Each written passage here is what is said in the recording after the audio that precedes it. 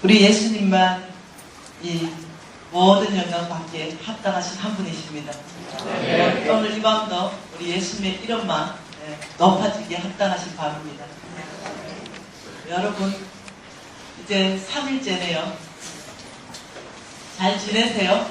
네. 주께서 좋은 시간 주시고 계시죠? 네. 믿음으로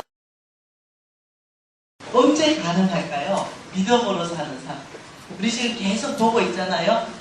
믿음으로 사는 삶. 이 믿음으로 산다. 이럴 때는 정의가 하나님 말씀에 순종하는 삶.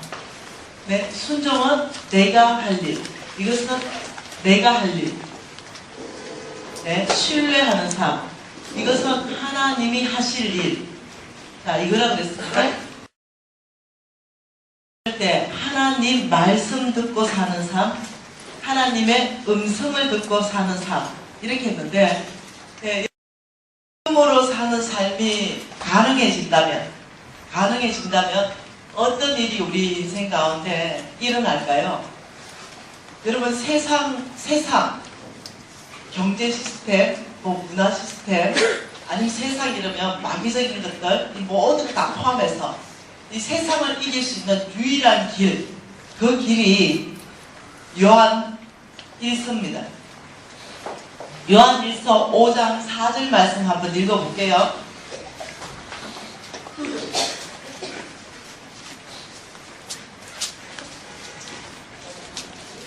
요한 1서 5장 4절 같이 한번 읽어보십시다. 무릇 하나님께로부터 난 자마다 세상을 이기느니라. 세상을 이기는 성리는 이것이니 우리의 믿음이니라. 할렐루야. 아멘. 여러분, 저와 여러분은 남자인 줄 믿습니다. 아멘. 그렇다면 반드시 세상을 이기게 되어 있습니다. 아멘. 근데 이 세상을 이길 수 있는 무기는 믿음이라는 거예요. 아멘. 우리가 다른 어떤 것으로도 세상을 이길 수 없다는 것이에요. 그렇기 때문에 우리 이 믿음을 지금 이 시대에 새롭게 할 지금 그런 시즌 안에 와 있다는 거죠. 우리가 생각하는 그 믿음과 우리 성경에서 요구가 되는 믿음이 좀 갭이 있다는 거예요. 그래서 저와 여러분이 계속 도대체 어떤 믿음을 하나님께서 요청하시는가 이걸 보고 있다는 거죠. 저도 보신 사례입니다. 정말 신앙이 깊은 집안에서 태어났어요. 그러니 나름 굉장한 믿음이 있다고 자부하는 사람 중에 한 사람이에요. 그것도 한국에는 많은 기독교에 또 이 파가 있습니다. 합신파가 있고, 총신파가 있고, 감신파가 있고, 성결파가 있고, 많은 파가 있어요. 그 중에도 가장 정말로 보수적이고, 말씀 중심이고, 기도 중심이고, 신앙생활 잘한다는 보신 중에도 온고신 출신입니다. 그러니 얼마나 이 신앙에 대한 나름 자부심이 있고 프라이드가 강하겠어요. 그리고 4대째. 근데 제가 광야에 분명 만나고 50억 빚지고 완전히 노숙자 생활 한 10년 정도 딱 하는 그 사이 안에 보니 저의 믿음 없음을 다 보았습니다. 네, 잘 나갈 때, 제 사업이 잘 나갈 때, 신랑 건강하고 나도 건강할 때, 이럴 때 믿음은요, 모두가 다 좋아요. 세상 같죠? 이때 믿음 안 좋다면 이 사람 이상한 거 아니겠어요? 사업 잘 되죠. 신랑 잘 되죠. 자식들 다 잘 되죠. 모든 식구 건강하죠. 이때도 믿음 없다면 그 사람 진짜 이상한 사람이에요. 근데 우리의 믿음의 현 주소는 풍랑 만났을 때 드러난다는 거예요. 사업이 다 망할 때, 나의 건강이 불치병이 걸릴 때, 모든 내가 자랑하던 것 이것이 다 없어질 때, 이때 나의 믿음의 현 주소가 어디인가 적나라하게 드러나는데 저는 불치병이 걸렸죠. 이제 한국 의사들이 저에게 진단했습니다. 당신의 병은 한국 우리의 이 의술로서는 병명을 밝혀낼 수가 없습니다. 당신의 병을 제가 치료했지만 더 이상 치료할 수 없습니다. 여러분, 이 정도 되면 그때 믿음이 드러난다니까요. 재물은 다 날아갔죠. 완전히 병들었죠. 의사들은 고칠 수 없다 그러죠. 그러면 낙심하고 두려움에 빠지고 죽을 생각하고 하나님 어디 계시냐 흔들리기 시작하고 이런다는 거예요. 근데 우리 하나님께서는요, 그 상황에 너희들의 믿음이 어디 있느냐, 너희들의 믿음을 보고 싶다는 거죠. 그래서 이 믿음은요, 저와 여러분이 이제까지 생각했던 그 믿음보다 훨씬 다른 차원의 믿음을 요청하고 있다는 거예요. 여러분, 믿음. 저는 이제 여러분처럼 이렇게 앉아서 우리 홍성근 목사님의 이 재정 강의를 50시간을 들었다는 거예요. 그 듣는 중에 이제 제가 어저께 강의해준 이 강의를 들었습니다. 네, 우리는 땅에 살고 있는데 보이지 않는 세계에 계신 하나님께서 재물을 가지고 계신데 약속이라는 형태로 가지고 계시고, 이 모든 약속이라는 형태의 재물은 나의 것 되기 위해서 그 첫 번째가 믿음으로 사는 삶, 그 두 번째가 충성된 삶, 이걸 딱 얘기하시는데 어제 우리가 계속 보았던 것이 믿음이잖아요. 믿음은 하나님 말씀 듣고 하나님 음성 듣고 내가 할 일을 하는 순종이 따라가야 믿음이에요. 내가 할 일을 해야 믿음이라는 거죠. 그 말씀 가운데 내가 할 만큼은 안 하는 것은 믿음이 아니라는 거죠. 그럼 어저께 우리가 봤던 그 말씀이 뭐겠어요? 먹을 것, 마실 것, 입을 것, 이 세 가지를 이 땅 가운데 하나님이 주실 때 먼저 그의 나라와 그의 의를 구하는 이 사람에게 하나님이 먹을 것, 입을 것, 마실 것을 주신다고 약속하셨다는 거예요. 말씀 안에서. 그랬다면은 저와 여러분이 정말로 믿음으로 산다면 이 땅에서 먹을 것, 입을 것, 마실 것을 위해서 사는 것이 아니라 이 땅에 사는 삶은 정말 하나님의 나라와 하나님의 의를 구하는 삶이 뭔지 고민하고 그 삶을 살기 시작해야 된다는 거죠. 그때 하나님이 먹을 것, 입을 것, 마실 것을 주신다는 거죠. 제가 이제 이것이 믿음이라는 걸 알았어요. 네, 저는 잘 몰랐던 것 같아요. 제가 이제 다르게 이제까지 살아온 믿음의 삶 말고 홍성근 목사님이 말씀 안에서 가르쳐 주시는 이 믿음, 정말 세상을 이기고 싶었습니다. 네, 정말로 하나님의 자녀로서 세상을 정말 이기고 축복하고, 아브라함의 씨로서 성공하고 싶었어요. 그런다면은 하나님의 방법과 하나님 원칙대로 살아야 된다는 거죠. 그래서 제가 어느 날 무엇이 그 나라와 그 의를 구하는 건지 몰랐어요. 그런데 한 가지는 알았어요. 엄청나게 전도해야 되겠다는 생각을 했어요. 전도하면은 하나님 나라와 하나님 의를 구하는 게 아닐까. 근데 그때 막연한 생각을 했어요. 그리고 제가 목표를 세웠습니다. 때를 얻든지 못 얻든지 100명에게 예수 믿으세요. 예수 외에는 구원이 없습니다. 예수를 믿어야만 천국 갈 수 있습니다. 당신 지금 즉시 교회를 나가십시오. 이 얘기를 해야 되겠다. 그때가 마침 중국이 개발하기 전이에요. 옥수수 밭에서 옥수수가 막 이렇게 자라고 있는 그때였어요. 그래서 이제 옥수수 밭이 이제 쭉 지나가는데 30분 정도 지나갔는데 옥수수 밭인 거예요. 여러분, 한국은요 실시간으로 바뀌어요. 그 뷰가요. 30분 지났는데도 여전히 옥수수 밭이에요. 근데 우리가 사역을 했기 때문에 편하단 말이죠. 그래서 볼 게 없다는 거죠. 나 자야 되겠다. 36시간 가야 되니까 나를 깨우지 마라. 내가 일어나서 일할 테니까. 그래서 팀들이 저를 깨우지 않기로 생각하고 내가 잤어요. 커튼을 치고 자는데 제 인생 가운데서 가장 많이 잔 날이에요. 10시간을 잤어요. 내가 눈을 뜨고 딱 시계 보니까 10시간이 지난 거죠. 우리 어머니가 이 사실을 알면 짐승이라고 그러거든요. 우리 어머니는 5시간 이상 자는 사람을 짐승 취급하고, 어떻게 죽으면 평생 잘 텐데 5시간 이상 자냐? 우리 집에서 용납 안 됩니다. 그래서 10시간 자고, 그래도 아직 20시간 더 가야 돼. 그래가지고 이제 컨텐을 딱 펼치는데 제가 시계가 고장난 줄 알았어요. 왜냐면 옥수수 밭이었어요. 제가 너무 충격받았어요.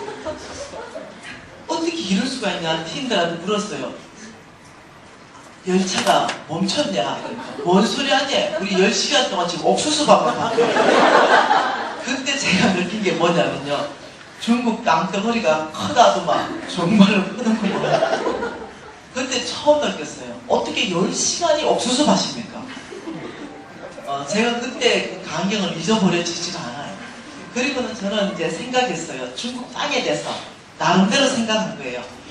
이야, 참 광대한 땅이다, 광활한 땅이다, 이렇게 생각하고, 제가 무엇을 좋아하냐면 과학을 좋아해요. 예, 과목 중에, 공부하는 것 중에 어떤 사람들은 문학을 좋아하잖아요. 저는 과학을 좋아하고, 기하과학을 좋아하고, 파동과학을 좋아하고, 빛 이런 걸 좋아하고, 수학을 좋아해요. 좋아한다고 공부를 잘한다는 뜻은 아니에요. 이런 걸 좋아하다 보니까 과학 잡지나 과학 상식이나 이런 걸 좋아하는 거예요. 제가 어디 갈 때 항상 이렇게 과학 잡지를 넣어가고 이러는 경우가 있어요. 좋아하니까. 그래서 제가 이제 가져온 잡지가 미국에서 발행된 잡지였어요. 그래서 그걸 이제 열차 안에서 이렇게 보고 또 시간이 지나서 보고 이러는데 제 눈에 들어온 광경이었어요. 그 미국 나사에서 잡지에 실었어요. 과학 잡지에. 그게 뭐였냐면은 우주를 찍은 거예요. 우주를 찍었는데 그 중심에 태양이 있고요. 태양 중심으로 행성들이 이렇게 있는 그림 많이 봤죠? 그런 그림이 있는데 그걸 직접 찍은 거예요. 그리고 그걸 왼쪽에 실었고 오른쪽에는 그것을 몇 분의 몇으로 축소해가지고 그림으로 그려서 행성을 설명해 놓은 거죠. 나는 무지 궁금한 거예요. 뭐가 궁금하냐면 지구가 궁금한 거예요. 지구 보니까요, 다른 행성은 막 500원짜리 동전 크기만 하고 동전 크기만 한데 지구는 무지하게 작아요. 다른 행성에 비해서 뭐 째배네, 작그만 하는 거죠. 작아요. 그래서 내가 갑자기 생각했어요. 와, 중국 땅도 무지하게 넓은데 이 태양계 중심으로 이 지구를 세워놓으니까 그 무지하게 작네. 갑자기 이 생각이 쑥 들어온 거예요. 이 생각이 쑥 들어왔는데 주님이 그때 저에게 질문을 합니다. 너는 내가 누구라고 생각하니? 이렇게 물으셨어요. 너는 하나님. 이진아, 너에게 하나님은 누구니? 이렇게 물으시죠. 근데 제가 이미 지금 지구를 생각했단 말이에요. 그 지구를 생각하고 중국을 생각하고 있는데 갑자기 이 질문에 대답을 못하는 거예요. 그 이유는 내 과학적인 상식이 발동하기 시작했어요. 여러분, 태양계 있죠? 이 우주 안에는 태양계가요, 여러 개가 있는 거 아시죠? 네, 태양이 여러 개가 있다는 게 아니에요. 태양은 한 개예요. 태양계. 이런 중심으로 도는 행성들이 많다는 거예요. 태양의 중심으로 여러 개의 행성이 도는 행성이 있는 거기가 태양계예요. 근데 이런 태양계가, 네, 이 태양계에 넣으니까 지구가 지금요, 점 같아요, 점. 그런데 이런 태양계가 여러 개가 모이면 은하계. 근데 그런 태양계가 여러 개가 모여서 은하계인데, 은하계가 여러 개가 모여야 우주예요. 그 잡지를 보는 순간 내 머리는 그걸로 다 돌아간 거예요. 그래서 제가 어떤 생각을 했냐면, 내가 하나님이 누구지? 이 생각을 내가 하고 있었어요. 이 중국 땅덩어리도 직접 와서 보니 어마어마하게 광대한데 지금 뭔 얘기야 지금 이거. 태양계 안에 지구, 태양계를 넘어 은하계를 넘어 우주 안에 지구에 내가 중국에 와 있다? 하나님이 가늠이 되지가 않는 거예요. 나의 작은 지식으로 이 광대한 하나님이 들어오지가 않은 거죠. 마침 그럴 때 하나님이 너는 내가 누구냐 이런 데 얼마나 당황하겠어요. 옛날에는 그런 생각을 해본 적이 없어요. 그냥 하나님 이러면 아빠 이렇게 얘기했어요. 그냥 하나님 이러면 친구 이렇게 얘기했어요. 그러니까 지금은 아빠라고 하기에는 너무 멀어 보여. 친구라고 하기에는 내 존재가 너무 작아. 그래서 어떠냐면은 우주 만물을 창조하신 하나님 잡히지가 않는 거예요. 내가 하나님이 누군지. 그때 하나님께서 넌 내가 누구냐? 이러는데 제가 아무 할 말이 없어서 제가 성경을 200도 읽어냈잖아요. 성경 구절이 어디에 뭐가 있는지를 거의 다 외운다고 했잖아요. 아무 할 말이 없어가지고 성경 말씀으로 하나님 앞에 대답하기 시작했어요. 그때 그 대답의 말씀이 이사야 40장 15절입니다.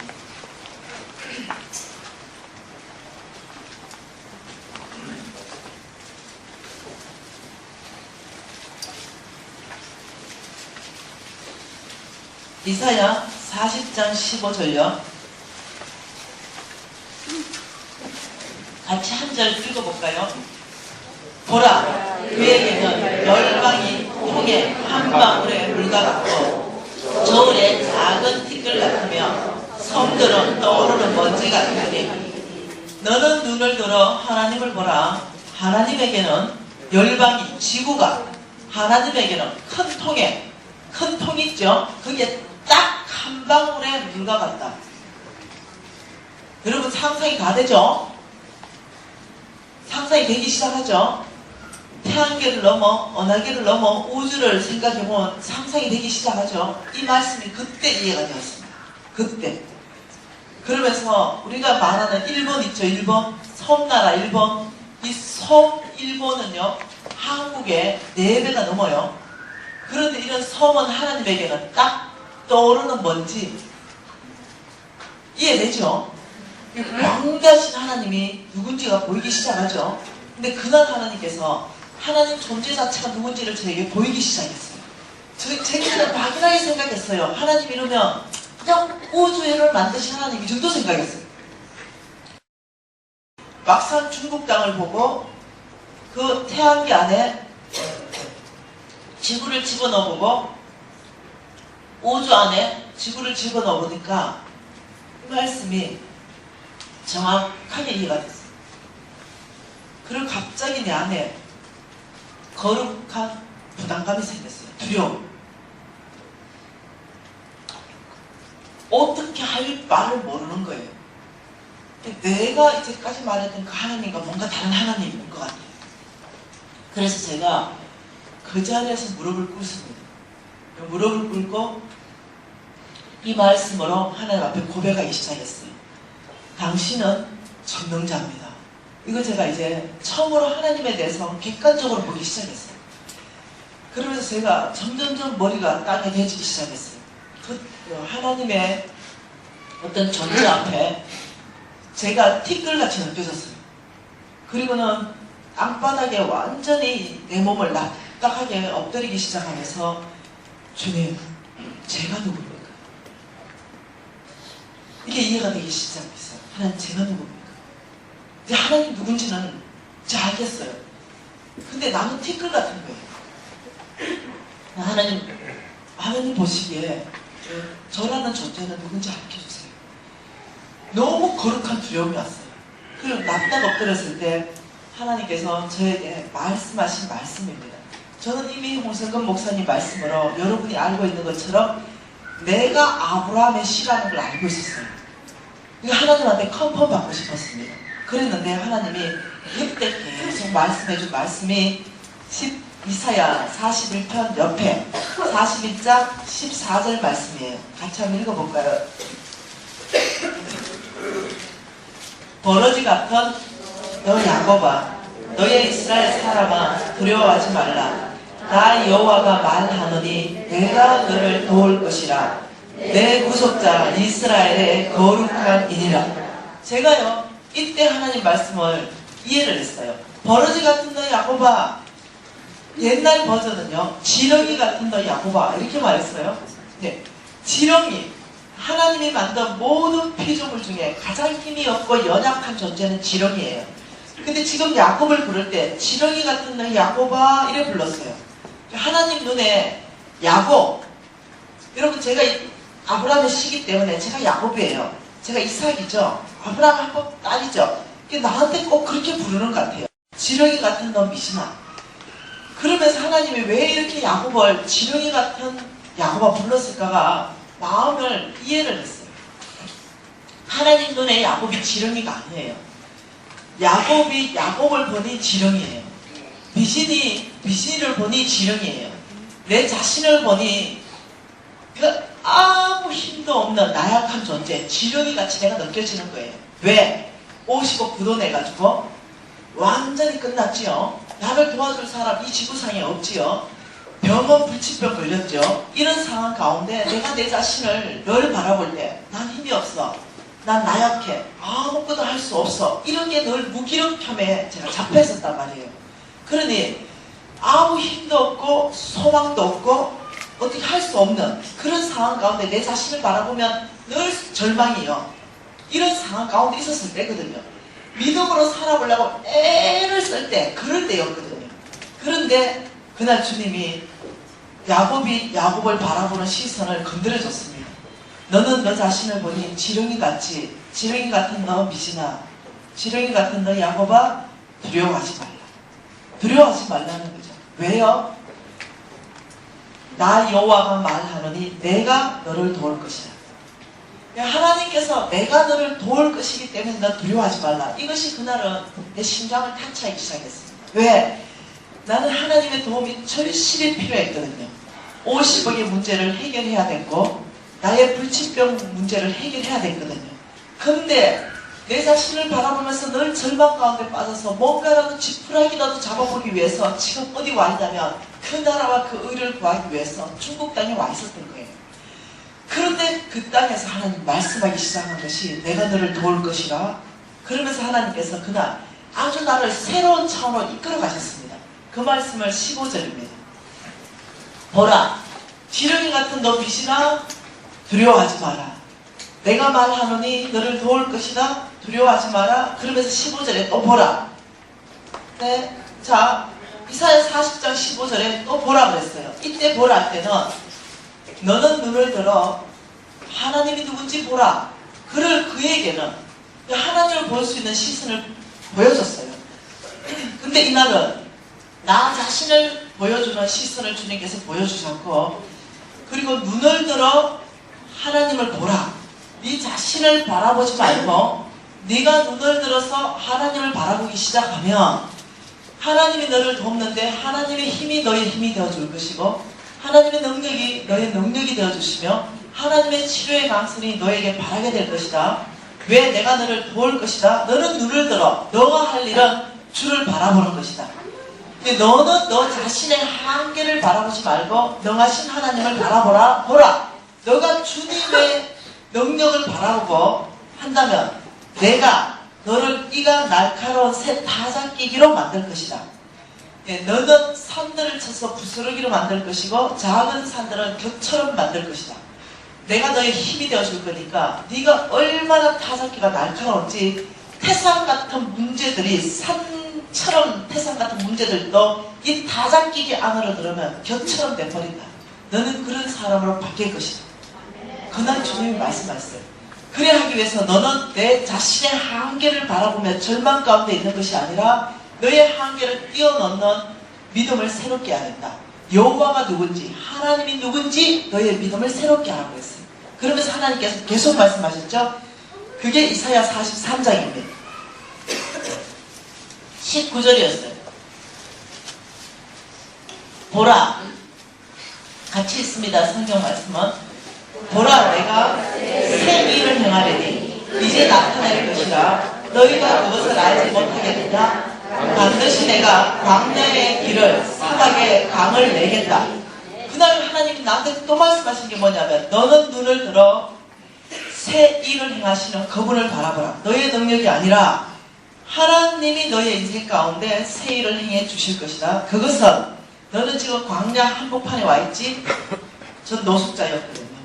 어디를 가야 되는지 방향성을 잃어버린 곳이 광야입니다. 광야에 들어가면 어디로 가야 되는지 탈출구가 없어요.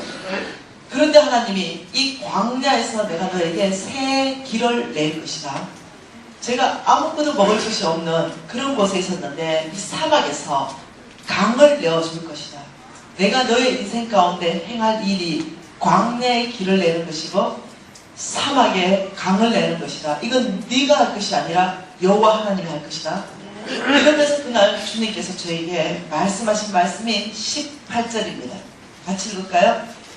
너희는 이전의 일을 기억하지 말며 옛날 일을 생각하지 말라. 보라, 내가 새 일을 행할 것이다. 예, 하나님이 나한테 요청하는 것이 있었다는 거죠. 이 너의 인생 가운데 광야의 길이나 사막에 강을 내는 것은 하나님 혼자 못한다. 이 말씀을 하셨어요. 너의 도움이 절대적으로 필요하다. 18절을 주셨어요. 너는 이전의 일과 옛날 일을 기억도 하지 말아야 된다. 그래야 내가 너의 인생 가운데 새 일을 행할 수 있다. 여러분, 저는 그 이전의 일, 옛날 일에 사로잡혀 있었어요. 실패했던 내 인생, 실수했던 내 인생, 죄짓기에 빨랐던 내 인생, 정말 죄성으로 가득 찬 내 모습. 내가 믿음으로 아무리 잘 살려고 했지만은 제가 완전한 실패 가운데 갔던 이 실패감이 나에게 굉장히 어떠냐면, 하나님 앞에 한 발 나아가면 너 안 될 걸 해봤잖아 이러고 나도 끌어당겼어요. 그리고 말씀을 듣고 다시 한번 내가 힘을 가지고 하나님 앞에 두 번 나아가면 정죄감이, 그걸 또 나를 끌어당겼어요. 그러니 하나님 앞에 나아가면 나의 옛날 나의 삶의 결과들이 나를 다 끌어당겼죠. 그래서 어떠냐면 또 힘을 잃어버리고 이랬는데, 그날 하나님이 말씀하셨어요. 너희는 미진아, 너 오늘 이전에 모든 일을 묻어버려라. 오늘 이전에 모든 일을 네 생각 속에서 지워버려라. 왜냐하면 나는 이미 너의 모든 죄를 용서했다. 나는 이미 너의 모든 실패 가운데 새 일을 행하려고 나는 작정했다. 근데 네가 끊임없이 그 이전에 지난 실패감이나 정죄감에 사로잡혀 있다면 하나님의 능력이 너의 믿음 가운데 역사할 수 없다. 너는 이 모든 걸 지우고 오직 주만을 바라보고, 주님, 저는 죄인이지만 예수의 피가 저를 정결하게 하였습니다. 너는 보혈을 의지하고 내 앞에 나가오라. 저는 지금 나의 하나님께서는 저를 다시 강건하게 붙들여서 광야의 길을 내시면서 저를 이끌어 가시는 그 하나님은 성공하시는 분이십니다. 믿음을 새롭게 하라. 믿음을 새롭게 하라. 그날 제가 하나님이 나에게 무슨 말씀을 하시는지 다 알았습니다. 저는 그때까지 고심척이었기 때문에 굉장한 거룩한 삶을 요청받았어요. 우리 어머니가 그렇게 요청하셨어요. 저는 대학 다닐 때까지 단 한 번 미팅도 하지 않았어요. 왜? 너무 거룩한 삶을 요청했기 때문에. 저는 결혼하기 전에 남자친구하고 차 마신다거나 연애한다거나 이러면 죽는 줄 알았어요. 어머니가 너무 거룩한 삶을 요청하셨어요. 그러다 보니까 반대적으로 그 일을 해내지 못했을 때는 정죄감이 사로잡히는 거예요. 내가 어떤 신앙을 했는지 우리 하나님 다 아시는 거죠. 그래서 나는 이미 예수의 피로 거룩해 되었는데 끊임없이 내가 실패하는 건 뭐냐면, 내가 어떤 어려운 행위를 해야만이 하나님 나를 거룩하다고 인정해 줄 것 같은 그런 착각에 빠져 있었어요. 그 복음이 아니거든요. 그날 하나님이 제가 성경 구절을 전체를 연결하기 시작했습니다.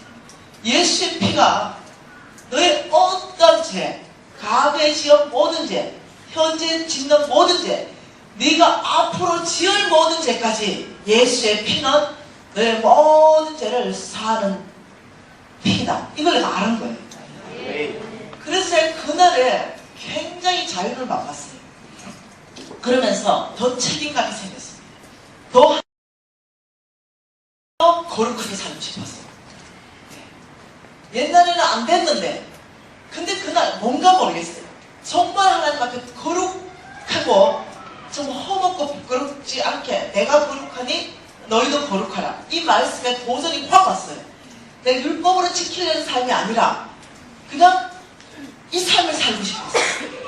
그러면서 그날 하나님께서 저를 뭔가를 내 안에 새 일을 행하셨어요. 그러면서 제가 그날부터 바뀌기 시작했어요. 저는 믿음으로 사는 데 있어서 제가 가장 크게 나에게 작용했던 것은 뭐냐면요, 하나님이 누구신가 알았을 때입니다. 그때 내가 비로소 하나님 이것을 내서 부터 제가 믿음으로 사는데 실패하지 않았어요. 근데 그전에는 끊임없이 실패했었어요. 살려고 하다 의지를 세워서 살려고 하다 실패하고, 살려고 하다 실패하고. 근데 그 이후로는 정말로 하나님 한테 제가 심장을 바치면서 이 믿음으로 내 인생 가운데 세일을 행하시는 그 하나님은 아브라함의 씨 이스라엘 민족 가운데도 세일을 행하셨습니다. 우리가 오늘 믿음으로 사는 삶을 살려면 하나님은 어떻게 세일을 행하시는가를 우리가 알아야 돼요. 그래야 살아진다는 거죠. 하나님 말씀은 열왕기하입니다.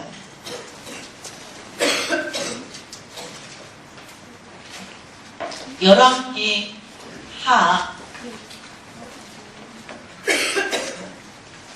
6장 말씀으로 하나님이 누구신가를 보고 싶습니다. 열왕기하 6장. 여러분 열왕기하 6장은요. 자 이런 일입니다. 자 한번 봐보십시다. 6장 8절 한 절 말씀 같이 읽어볼게요. 그때에 아람 왕이 이스라엘과 더불어 싸우며 의논하여 이르기를 우리가 아무데 진을 치리라 하였더니 하나님의 사람이 이스라엘 왕에게 보내 이르되 왕은 삼가 아무 곳으로도 지나가지 마소서 아람 사람이 그곳으로 나아오니라 하는지라. 이스라엘 왕이 하나님의 사람이 자기에게 말하여 경계한 곳으로 사람을 보내 방비하기가 한두 번이 아닌지라. 다시 말하면요, 지금 아람 군대가요 이스라엘이 살고 있는 사마리아 성을 치고 그 점령하려고 계속 군사를 보내는데, 근데 이스라엘은요 하나님의 사람이라는 거 엘리사가 있었습니다. 그 엘리사가 하나님 음성을 듣고 아람 군대가 쳐들어온다는 거 다 알아버리는 거죠.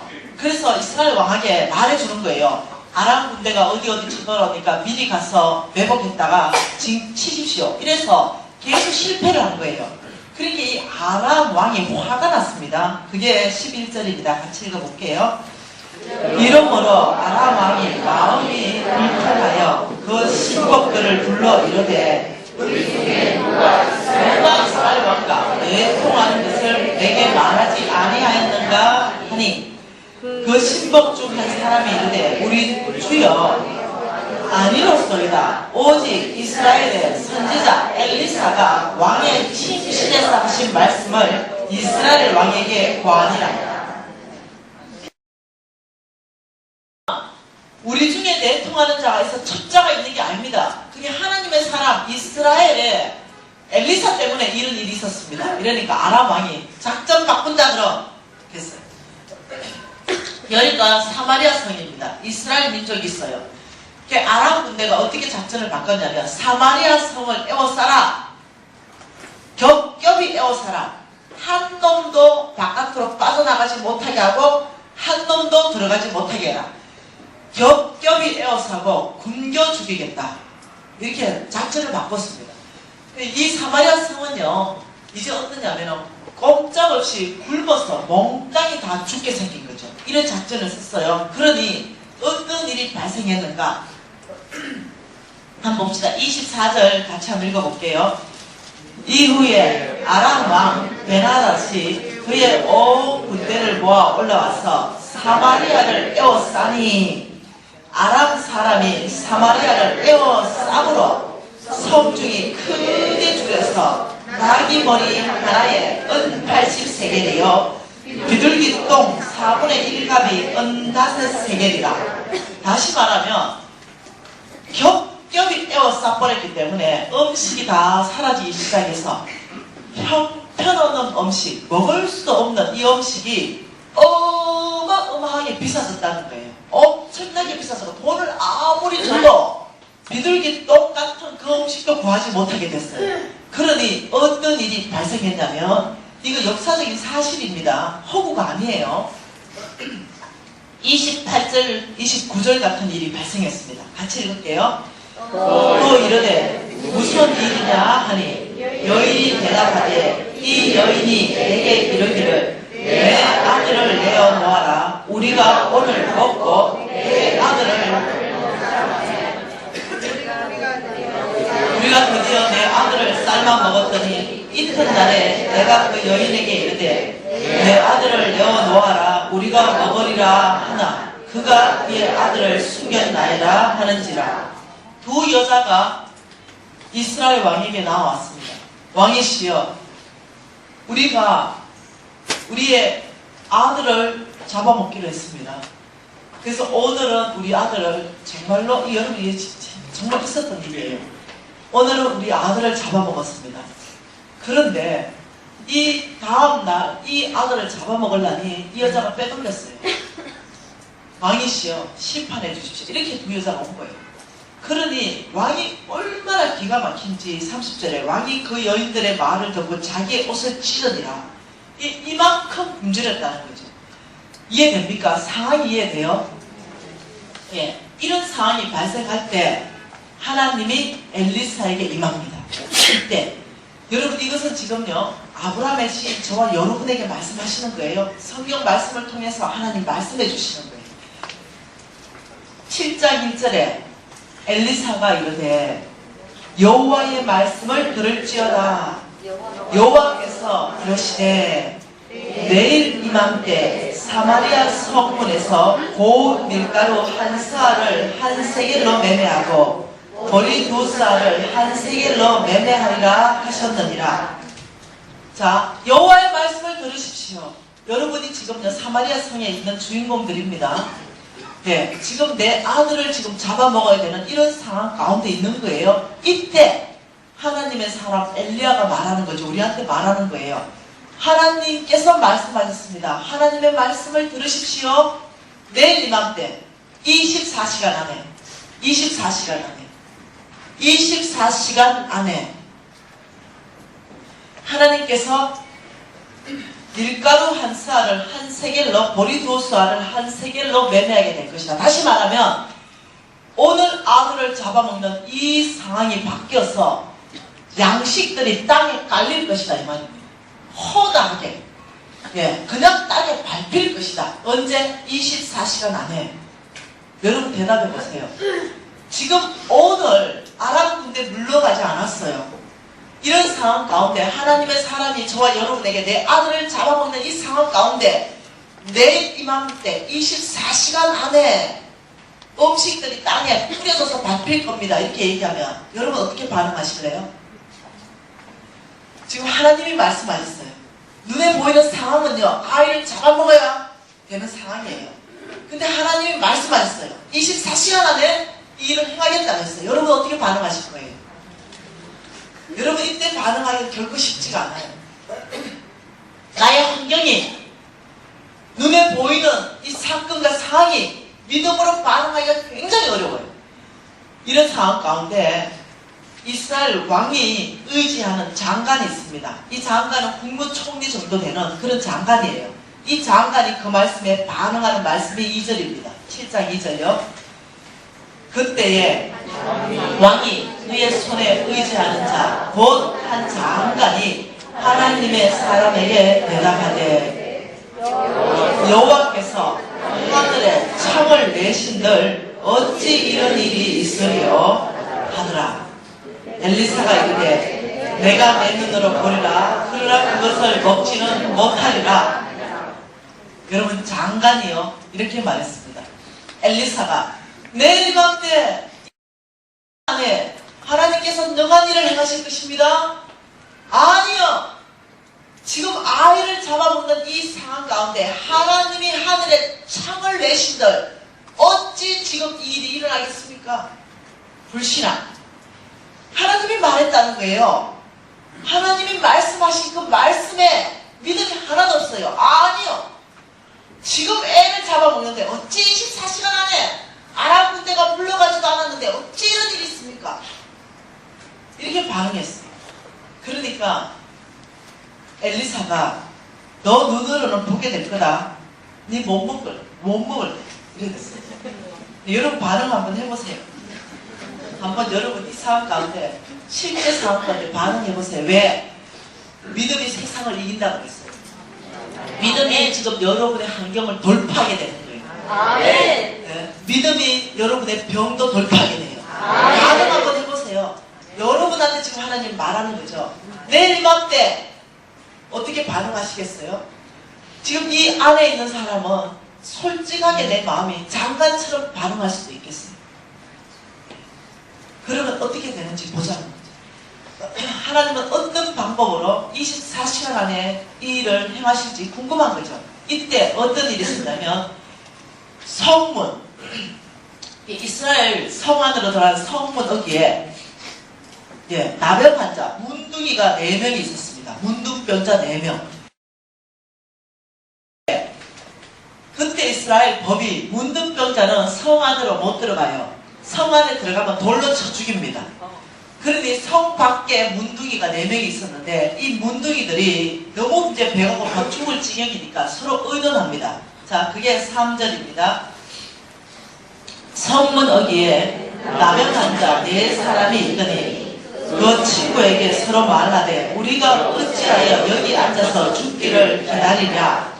만일 우리가 성읍으로 가고자 말한다면 성읍에는 굶주림이 있으니 우리가 거기서 죽을 것이요 만일 우리가 여기에 머물러 있으면 역시 우리가 죽을 것이라.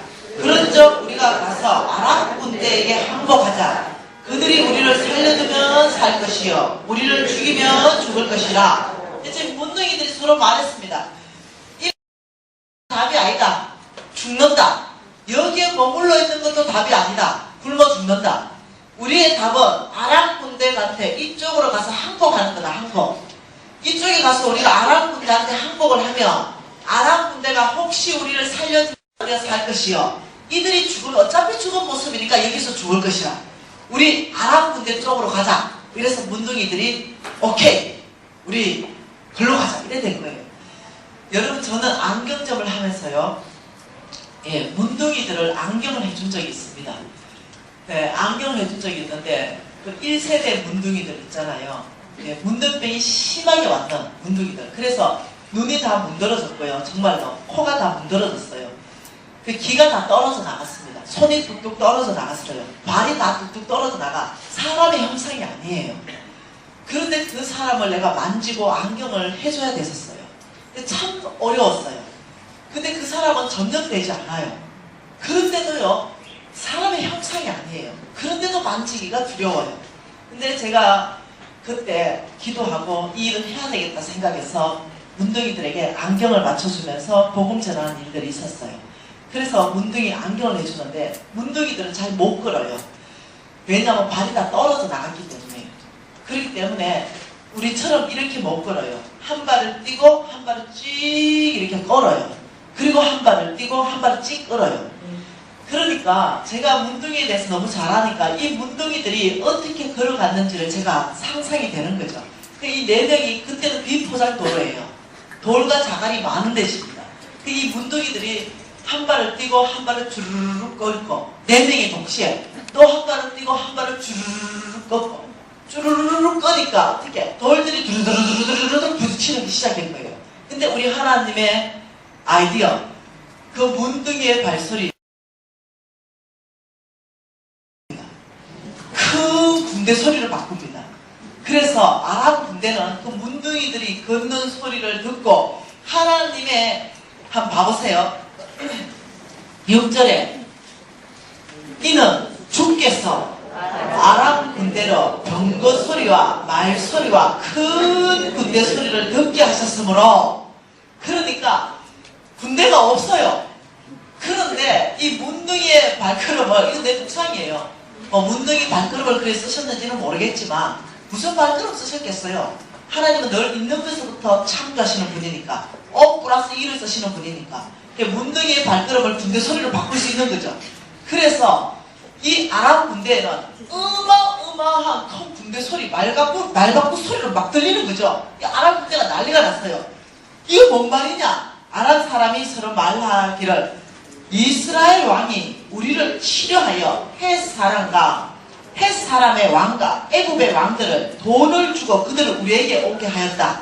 그러니까 얘들은 엉뚱한 상상하는 거예요. 자기들보다 더 강력한 군대, 이 군대가 지금 막 몰려오구나. 큰일 났다. 우리 여기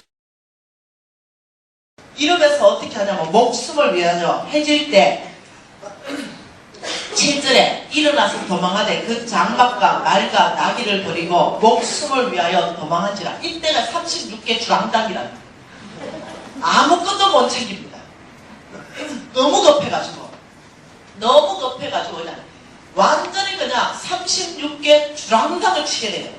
그리고 이제 문둥이들이 해질 무렵에 도착을 해고 어떤 일이 발생했어요? 8절부터 읽어볼까요? 그 나병 환자들이 진영 끝에 이르자 한 장막에 들어가서 먹고 마시고 그 위에서 은과 금과 의복을 가지고 가서 감추고 다시 와서 다른 장막에 들어가 거기서도 가지고 감추고 나병 환자들이 그 친구들에게 서로 말 오늘 아름다운 소식이 있는 날이거든. 우리가 침묵하고 있으면 만일 아침까지 기다리면 벌이 우리에게 미칠 것이다. 왕국에 가서 알리자. 시큰 다 감춰놓고 왕국에 가서 이 아름다운 소식을 알리자가 알렸어요. 그러니 어떤 일이 발생했습니까? 16절요. 백성들이 나가서 아람 사람의 진영을 노략한지라 이에 고운 밀가루 한 사가 한 세겔이 되고 보리 두 사가 한 세겔이 되니 여호와의 말씀같이 되었더라. 할렐루야. 그리고 17절 왕이 그 손에 의지하였던 그의 장관을 세워 성문을 지키게 하였더니 백성이 성문에서 그를 밟음에 하나님의 사람 말대로 죽으니 20절 그의 장관에게 그대로 이루어졌으니 곧 백성이 성문에서 그를 밟음에 죽었더라. 죽고 싶어요? 살고 싶어요? 보십시오. 우리 하나님의 능력은 여러분 우리가 언제 믿음으로 살 수 있게 되냐면 어떻게 우리가 확신을 갖게 되냐면 하나님이 누군지를 명확하게 우리가 잡아야 돼요. 누군지를 명확하게 알아야 그때서야 우리가 믿음으로 살 수 있는 영적 힘이 생기게 된다는 거죠. 저와 여러분의 하나님은 태양계를 넘어갑니다. 언하계를 넘어가요. 우주 만물을 창조하신 전능자 하나님이십니다. 그 전능자 하나님께서는 24시간 안에 저와 여러분의 모든 문제를 해결하시는 분이세요. 여러분이 어떠한 병이 걸렸던 어떠한 문제, 자금의 문제가 걸렸던 상관없이 24시간 그 안에 하나님은 우리의 모든 문제를 바꿀 수 있어요. 아멘. 근데 왜 그렇게 일하지 않으세요? 왜 하나님은 그 24시간에 그렇게 우리에게 모든 병을 고쳐주지 않으시고 우리의 돌파시키지 않으면서 왜 하나님께서 기다리실까요? 하나님은요 하루면 우리의 모든 것들 지금도 동일합니다. 근데 왜 그렇게 일을 안 하시냐고요? 여러분이 하나님의 일하시는 원칙을 알아야 돼요. 하나님이 어떻게 일하시는가?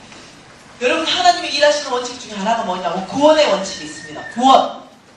구원은 착한 사람 세상에 무지 많아요. 선한 사람 세상에 무지 많습니다. 그런데 예수 안 믿어요. 근데 하나님의 구원의 원칙은 통하지 않습니다. 그게 하나님의 구원의 원칙은 오직 예수 믿는 자만 통하는 거예요. 이게 원칙이에요. 하나님은 원칙이 있어요. 일하시는데 구원하는데도 하나님 원칙이 있듯이 재물을 주는데도 하나님 원칙이 있어요. 원칙이 있다는 거예요. 그러니 하나님은 우리의 모든 상황을 능히 바꿀 수 있는 분인데 그렇게 하지 않는 이유를 성경에서 설명하고 있는 거죠. 그것이 출애굽기예요. 출애굽기 23장 말씀을 보면 하나님이 일하시는 원칙을 볼 수 있어요. 출애굽기 23장 28절 한 절 우리가 같이 한번 읽어보십시다. 같이 한번 읽어볼게요. 내가 왕벌을 내 앞에 보내리니 그 벌이 히 족속, 가나안 족속, 헷 족속을 내 앞에서 쫓아내리라. 자, 이 말이 무슨 말이냐면 지금 가나안 땅이에요. 여기가 지금 가나안 땅입니다. 이 가나안 땅에 이스라엘 민족이 점령을 했어요. 점령을 했는데 어떤 일이 발생했냐면 이런 곳곳에 아직까지 점령되지 않은 땅이 있었어요. 여기에는 아주 가난한 족속 중에 아주 힘이 세고 장골 같은 사람들이 곳곳에 있었어요. 다른 땅은 다 점령했습니다. 다 점령했는데 몇 군데를 점령을 못했어요. 그대로 있었습니다. 그래서 뭐라고 말하냐면 내가 하나님이 왕벌을 내 앞에 보낼 것이다. 이 말은 하나님의 능력이 너 앞에 행할 것이다. 이 하나님의 능력이 너 앞에 행해서 아직까지 남아있는 땅, 휘 족속, 가나안 족속, 헷 족속을 너희 앞에서 하나님이 다 쫓아내 줄 것이다. 너희들이 전쟁하는 것이 아니라 하는 것이다. 하나님의 능력이 이 모든 가나안 땅을 너의 뜻 되게 할 것이다. 이렇게 말한 거죠. 그런데 29절에 보면은 하나님 일하시는 원칙이 있어요. 그러나 뭐라고요? 그러나 몽땅 다 쫓아낼 수 있는데 그러나 그렇게 하지 않겠다는 거죠. 이유를 설명합니다. 그러나 그 땅이 황폐하게 되므로 너희 짐승이 번성하여 너희를 해할까 하여 1년 안에는 그들을 내 앞에서 쫓아내지 아니하고 내가 번성하지 내가 그들을 내 앞에서 조금씩 쫓아내리라. 다시 말하면 하나님이 일하시는 원칙이 뭐냐? 내가 네 앞에 왕벌을 보내서 이 모든 족속을 단번에 다 쫓아낼 수 있지만 그렇게 하지 않는다. 이유는 왜? 내가 한꺼번에 다 쫓아내버리면 이 땅에 덜짐승들이 일어난다. 이 강한 덜짐승들이 일어나서 너희들을 회한다. 그래서 하나님이 뭐라냐면 네가 힘을 얻을 때까지 그 땅을 기업으로 얻을 때까지 네가 번성해서 그 땅을 기업으로 얻을 때까지 힘이 있을 때까지 내가 그 조금씩 쫓아내 줄 것이다. 그 말이 무슨 말이냐면 우리는 지금 이 땅이 필요해요. 우리는 지금 하나님의 약속이 이 땅이 필요합니다.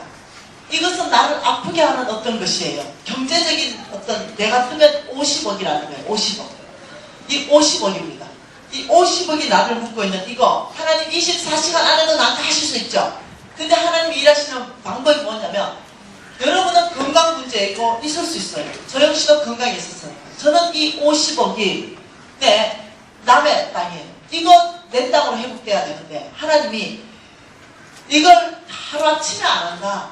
이유가 내가 능력이 없는 것이 아니라 네가 영적 거룩이 없다. 네가 그걸 잘 관리할 수 있는 힘이 없다. 네가 번성해서 잘 관리할 수 있는 힘이 있을 때 내가 너에게 50억을 준다는 거예요. 이해되시나요?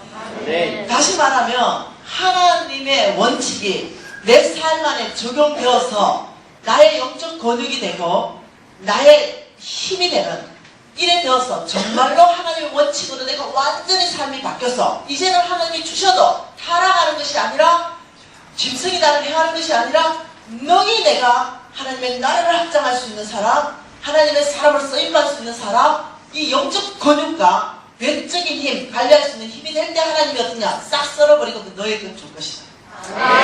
이렇게 말씀한다는 거예요. 건강도 마찬가지. 여러분이 하나님이 일하시는 원칙을 알아야 돼요. 아이고 답답하라. 하루아침에 딱 되면 좋겠는데 와 이게 더니 되노. 하나님이 안 하신다. 하루아침에 김미진 55 묻어나서 거지 됐어요. 근데 하루아침에 하나님이 만일 회복시켜줬다면 저 오늘 김미진 없습니다. 내가 나를 알아요. 타락했겠죠. 또 돈을 쫓아갔겠죠.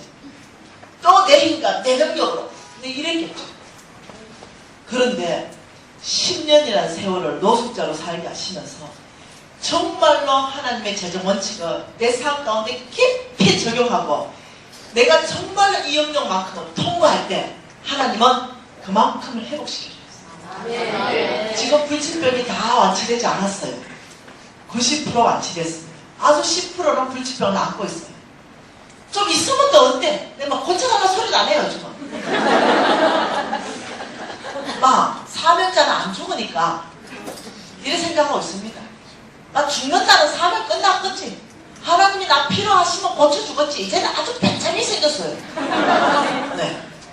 그리고 내가 그 불치병을 다 이제 고쳐질 때쯤은 나 축계로 갈 때 같아. 왜? 교만해질까봐. 김비지 또 교만해질까봐. 이 불치병 때문에 화장도 못 찍어요. 그러니 주님 앞에 엎어져가지고 이 가시 같은 이 불치병 때문에 얼마나 주님 앞에 제가 괴롭겠어요. 하나님 앞에. 여러분 하나님 일하시는 원칙을 안다면 여러분이 준비되는 만큼 그 땅에 나 있도 된다는 거예요. 네. 여러분이 10년 걸릴 게 뭐가 있노? 내 제자처럼 2년 안에 해버리지. 여러분이 하나님의 재정 원칙이 여러분 안에 깊이 적용될 때 그 모든 것들이 돌파되기 시작한다는 거예요. 네. 하나님이 일하시는 원칙. 어저께 우리가 하나님이 일하시는 원칙을 봤어요. 어떤 원칙 봤습니까? 성부 되려면 정말로 내가 너희들을 축복하겠다. 아브라함의 씨는요 언약 백성입니다. 하나님이 당신의 이름을 건 언약 백성이에요. 너희들이 성부 되려면 나의 원칙을 지켜야 된다. 너희들이 성부 되려면 그 첫 번째가 만몬, 이 사탄의 영, 만몬을 너희들이 제거해라. 이게 하나의 원칙이에요. 그래서 이걸 배우는 거예요. 그래서 여러분이 어저께 교육은 이전 다 했지요? 싹 다 하고 왔죠? 몽땅 하나님의 거라니까 오늘 우리 자매님 고백이 은혜가 있습니다. 네, 몽땅 하나님의 거라니까 니나 나랑 똑같네. 니도 빈털털이 나도 빈털털이. 그래 마음이 무지 편안하다. 아, 찬양이 은혜가 됐어요. 네. 그렇게 되면 비교의식도 없어지고 경쟁의식도 없어지고 축복받은 사람 니도 축복받은 하나님을 말해라. 축복해 줄 수 있고 얼마나 마음의 여유가 생기는 거예요. 네, 그래서 우리가 하나님의 원칙대로 우리의 영적 근육을 만들기 위해서 끊임없이 재정 원칙을 보는 거죠. 하나님은 누구에게 하나님의 그 많은 재물을 주신다고 계속 말하고 있잖아요. 누구에게? 믿음으로 사는 사람에게, 누구에게? 하나님이 충성된 사람에게, 하나님 누구에게? 계속 그걸 보고 있잖아요. 만몬을 제거하는 사람에게. 어저께 만몬의 영향, 도대체 이 만몬, 우리한테 오면 어떤 일을 발생하는가? 우리가 어저께 3가지를 봤는데 4가지를 이미 다 봤습니다. 만몬. 이 만몬이 처음 오면요 우리를 빚지게 만든다. 빚진다. 우리 이제 빚지는 것이 뭔지 다 봤죠? 체조의 종이 되는 걸 봤습니다. 빚을 어떻게 하면 빨리 갚아지는가도 다 봤습니다. 그리고 두 번째 뭐라고요? 우리에게 끊임없는 비교의식. 끊임없는 비교의식을 줘서 우리를 뭐 한다고요? 인색하게 만든다. 인색함. 우리는 굉장히 원래 풍성한 사람이거든요. 근데 굉장한 인색한 사람 만들고 세 번째 우리가 뭐 봤어요? 돈이 나를 행복하게 해준다. 돈이 많아야 행복하고 돈이 많아야 잘 살고 돈이 많아야 부자다는 그 관념 자체가 틀렸다는 거 어제 다 봤습니다. 그리고 우리가 네 번째 본 게 뭐였어요? 내가 가진 거 다 내 거다. 집도 내 거고 땅도 내 거고 통장에 돈 1억도 내 거다. 근데 하나님이 뭐라고요? 아니다. 네 것은 단 하나도 없다. 몽땅이 하나님의 것이다. 이건 성경적 기반으로 다 봤습니다. 네 번째, 5번째 오늘 보고 싶은 것이에요. 5번째는요. 우리의 생각 안에 이런 생각을 집어넣습니다. 돈이면 모든 것을 해결할 수 있다. 하여튼 돈이면 행복하다. 돈이면 모든 걸 해결할 수 있다. 하여튼 돈에 집중시키는 거야. 우리의 모든 걸. 돈이면 모든 걸 해결할 수 있다. 저는 이런 생각이 있었어요. 저는 어떤 생각이 있었냐면 돈이면 해결 안 되는 게 뭐가 있냐. 사실 이런 생각이 있었어요. 그러다 보니까 자동적으로 제가 이제 빌딩을 하나 샀어요. 빌딩을 하나 샀는데 그 빌딩을 샀는데 무슨 도로교통법에 위반되는 빌딩이고 무슨 소방법에 위반이 돼가지고 우리 빌딩이 어떤 이 도로를 침범한 이런 상황의 빌딩이었던가 봐요. 그걸 내가 모르고 산 거죠. 그래서 그 빌딩을 사서 나는 이제 그 빌딩 안에다가 착착 임대를 주고 임대를 수천만 원 받으면서 부자로 살 생각을 했어요. 그런데 빌딩에 허가가 안 나는 거죠. 그래서 내가 공무원 보고 허가가 왜 안 나냐 이러니까 뭐 교통법, 도로수방법이 안 맞아가지고 빌딩의 한 구퉁이를 다 이렇게 잘라내고 수선을 좀 해래. 그래서 내가 아니 선생님 내가 지은 것도 아니고 내가 이미 저 빌딩에서 장사하는 사람의 빌딩을 샀는데 그러면 그 전에 그 사람은 뭔 수로 장사했어요? 이러니까 그 공무원이 난 모르겠다. 왜? 내가 허가내 준 거 아니다. 나는 새로 왔다. 부임해 왔다. 근데 당신의 빌딩이 법에 안 맞지 않느냐? 그럼 법전을 다 갖다 주는 거죠. 안 맞아 보니까 맞기는. 그래서 미안하지만 뜯어내십시오. 허가 못 내줍니다. 굉장히 곤란한 거예요. 그래 고민하다 이 공무원이 너무나 정직한 거예요. 그래 이제 뜯어내려고 보니까 5억이 들어. 5억. 뭐 수순하는데 막 5억. 그 너무 많잖아. 한국 돈 5억이 드니까. 그래 너무 많아가지고 그 내가 5억 말고 해결할 수 있는 방법이 없을까? 이러고 제가 그때 우리 고 회사에 직원이 한 20명 있었어요. 그 내가 20명한테 매일 아침에 30분씩 말씀 전하고 기도하고 이러는데 기도 제목을 내놨어요. 20명 아무도 예수를 안 믿는 애들이에요.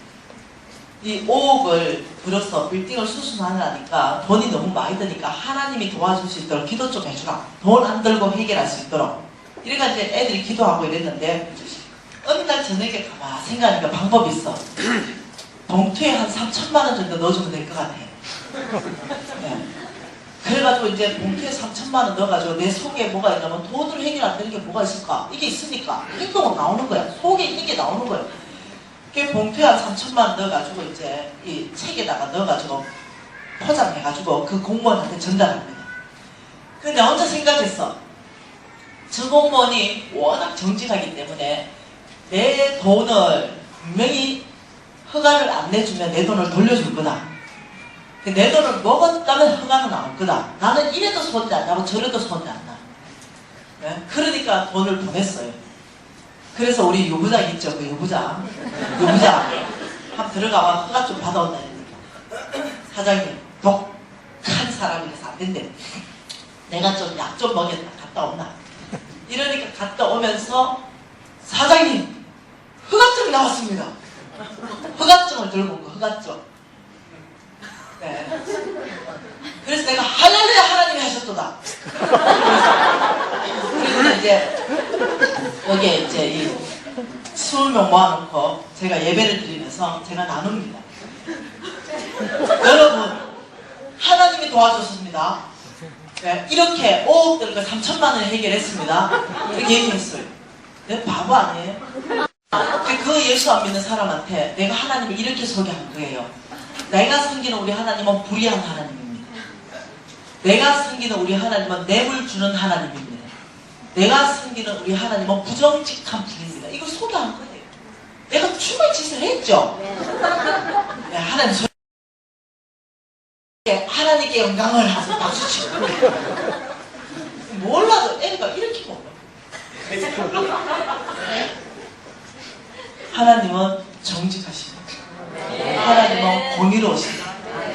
하나님은 악이라고 모양도 없으신 분이에요. 여러분 안에 돈으로 해결 안 되는 게 뭐가 있노? 이렇게 생각이 내가 드니까 이런 생각이 꽉 차 있으니 운전하고 가요.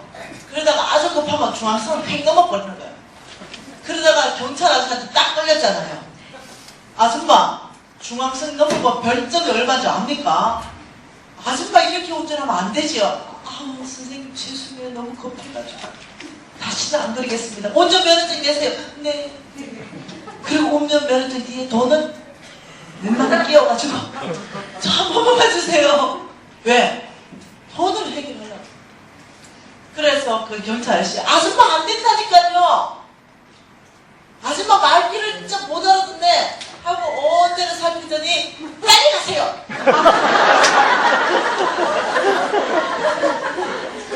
이 돈이면 모든 것을 해결할 수 있다. 이런 생각이 있으면 온 나라를 부정부패한 국가를 다 만들었거든요. 네. 그런데 여러분 하나님의 원칙은 통합니다. 모두가 부정직할 때 여러분 이런 땅에 가득 있어가지고 여러분 세월호 사건 알지요? 그게 뭐냐? 짐을 무지하게 실었어요. 공무원이 가다가 까다는다고 집 좀 내려라 그랬어요. 그러니까 어떠냐면 돈을 엄청나게 공무원 주머니 넣어줬어. 그러니까 어떠니 추락 그 짐 싣고 갔어. 그 짐이 어떻게 너무 무거우니까 쏠렸어. 뒤집어져. 끊임없이 사탄은 끊임없이 우리가 모든 걸 돈으로 해결해서 부정부패한 국가를 만들어서 하나님의 성품이 이 땅 안에 통하지 않도록 한다는 거예요. 여러분 우리 이렇게 살지 마십시다. 네. 우리는 다시 사는 거예요. 네. 정말로 하나님의 원칙이 네 삶 안에 적용되는 만큼 조금씩 내가 너의 모든 부분을 회복시켜서 너의 땅 되게 할 것이다. 네. 우리가 하나님 원칙을 하나도 적용하지 않으면서 하나님 이 모든 땅, 약속의 땅 내주십시오. 내 겁니다. 안 된다. 그래서 이 하나님의 원칙은 편히 보입니다. 세상에서 바라보면 언제 그래가지고 되겠다 하는데요. 네, 아니요. 하나님의 방법이 가장 빠른 방법입니다. 아멘. 여러분이 혹시나 이 땅 살면서 뭔가 크게 남기지 않는다 하더라도 하나님의 말씀에 순종하는 삶을 살았다면 그걸로 만족하시면 됩니다. 아멘. 그거면 충분하지 않겠어요? 아멘. 하나님의 뜻이 김미진 너 아무것도 하는 거 없다. 나의 뜻이 너는 그저 병상에서 누워서 보내다가 병상에서 죽어서 나한테 오는 것이 나의 뜻이다 이러면은 여러분 병상에서 그게 하나님의 뜻이라면 가장 나의 선한 삶은 병상에 누워있다가 병상에 누워서 하나님께 가는 게 나의 가장 선한 삶이에요. 무슨 말 이해돼요? 다시 말하면 뭔가 크게 하고 이것이 아니라 하나님의 뜻대로 사는 게 중요하다는 거예요. 계산되지 않는 삶이 있어요. 하나님께 계산되지 않는 삶, 상급이 없는 삶, 하나님의 뜻밖에 내 마음대로 사는 삶, 이 계산되지 않는 삶이에요. 내 욕심대로 사는 삶, 이게 하나님께 계산되지 않는 삶이에요. 우리가 왜 그런 삶을 사냐면 하나님께 살면 족하다는 거예요. 우리가 크게 되든 크게 되지 않든 하나님의 뜻대로 사는 그 자체가 우리의 목표가 돼야 된다는 거예요. 아멘. 욕심을 버리기 시작하면 가능하다는 거예요. 너희들이 하나님이 축복하십니다. 나는 정말 너희들을 성부로 축복하고 싶다. 이게 하나님의 계획입니다. 내가 정말로 너희들을 성부로 내가 나의 재물을 너희들에게 부어주고 싶은데 하나님의 계획은 뭡니까? 여러분 삼각형 그림 기억나지요? 하나님께서는 성부 아브라함의 씨, 이 성부를 하나님 어떻게 축복한다고요? 네, 창고를 가득 채우고 넘치도록 축복하신다고요. 그리고 온 땅에 잃어버린 영혼을 위해서 여기에 누구를 보내신다고요? 성빈, 목사님들, 선교사님들, 하나님의 사람들을 보낸다고요. 여기에 온 땅에 여기에 잃어버린 영혼이 있다는 거죠. 이 잃어버린 영혼, 이 사람들에게 복음을 전하는데 이 잃어버린 영혼이 주께로 돌아오기 위해서는 놀랍게도 뭐가 필요하냐면 교회도 필요하고 우물도 파줘야 되고 구제 사역도 해야 되고 놀랍게도 여기에 돈이 무지하게 들어가는 거예요. 이게 병원도 건립해야 되고 여기에 성경도 보급해야 되고 여기에 유치원, 학교도 만들어야 되고 이 모든 것이 다 돈이에요. 돈이 엄청나게 드는 이 돈을 투자해줘야 돼요. 그래야 이들이 예수를 알게 된다는 거예요. 그러니까 이 가운데 성빈들은 뭐가 필요하냐면요. 돈이 무지하게 필요한 사람들이 저와 여러분이 아니고 성빈들이에요. 이 땅에 어마어마한 돈이 더 필요한 거예요. 전 세계에 어마어마한 돈이 더 필요해요. 더 필요합니다. 이 엄청난 돈을 이 선비들이 필요한데 여기 이 선비들은요 하나님의 부르심입니다. 이 사람은 그냥 선비 못 돼요. 하나님이 너는 나의 종이다. 불러. 그래야 선비 되는 거예요. 그럼 여러분들 질문이 있어요. 그러면 성부도 하나님이 부르시는가? 부르시는 거예요. 하나님이 우리 중에 뭐 너 성빈이다, 너 성빈이다, 너 성빈이다 이래가지고 목사님이나 선교사님을 많이 하나님 콜링했다면 성부도 너 성부, 너 성부, 너 성부, 너 성부로 축복하겠다. 이렇게 하시냐는 거예요. 아니에요. 성부는요, 우리 모두에게 기회를 주신다고 하십니다. 성부는 너희들이 선택이다. 누구 선택이요? 나의 선택. 나의 선택으로 너희들이 성부로 살 수도 있고 성부의 반대만 속부로 살 수도 있다라고 말합니다. 네. 자, 성부의 반대, 속부. 놀랍죠? 이 속부를 선택할 수도 있고 성부로 선택할 수도 있다. 속부는 세상에 속한 부자, 성부 하나님께 속한 부자, 속부 세상에 속한 부자. 하나님이 돈을 줘서 부자가 되는 사람, 만몬이 돈을 줘서 부자가 되는 사람. 이 사람도 부자, 이 사람도 부자. 누가 주면 어떤 놈 부자만 되면 됩니까? 그게 아니라는 거야. 말씀을 들어보면 그게 아니라. 이 사람은 분명히 돈이 많아요. 네, 근데 한번 들어보십시오. 네, 하나님이 속부, 성부 되려면 두 번째로 하나님 말씀하는 게 속부의 삶을 너희들이 반드시 청산해야 된다. 너희들이 속부라면 이 속부의 삶을 너희들 삶 안에서 제거하라. 이것이 하나님의 요청입니다. 요청. 자, 그러면 속부가 뭐고 성부가 뭔지를 한번 배워보도록 하십시오. 누가복음 12장입니다. 누가복음 12장.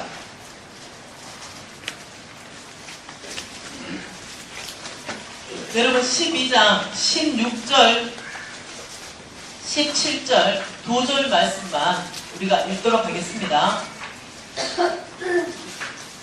12장 16절 17절입니다.